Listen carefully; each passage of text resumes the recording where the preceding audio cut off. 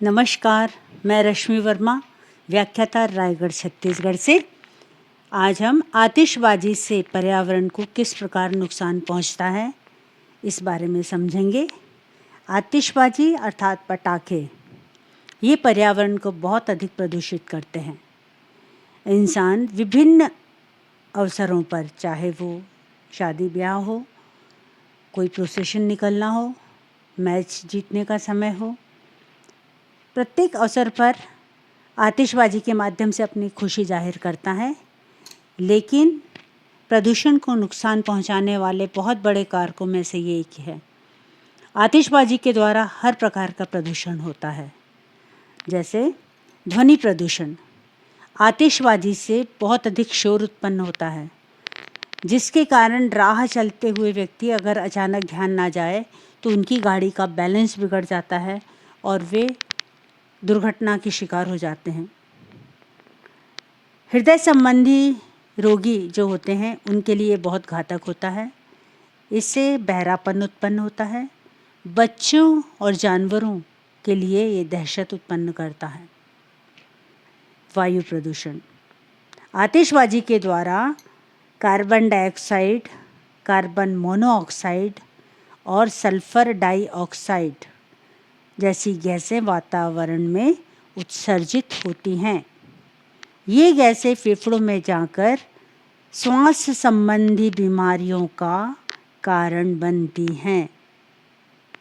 जल प्रदूषण। आतिशबाजी का कचरा पूरे पर्यावरण में फैल जाता है। हवा के माध्यम से ये नालियों में पहुंच जाता है। फिर नालियों या वर्षा के जल के द्वारा ये बहते हुए जल स्रोतों में पहुंच जाता है। कचरे के साथ साथ, कागज़ों के साथ साथ रंग और बारूद के कण जल को प्रदूषित करने में महत्वपूर्ण भूमिका निभाते हैं, जिससे पूरी खाद्य श्रृंखला जलाशयों की प्रभावित होती है। मृदा प्रदूषण। आतिशबाजी से उत्पन्न धुआं पहले वायुमंडल में जाता है, उसके बाद में वो जब वायु प्रदूषण तो होता ही है, लेकिन फिर धुआं और कचरा या बारीक कण बारूद के गिरकर मिट्टी को प्रदूषित करते हैं।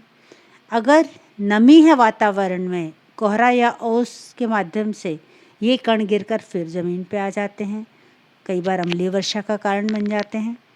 तो इस प्रकार से पटाखों के द्वारा ध्वनि प्रदूषण, वायु प्रदूषण, जल प्रदूषण और मृदा प्रदूषण बहुत ही आसानी से फैलता जाता है।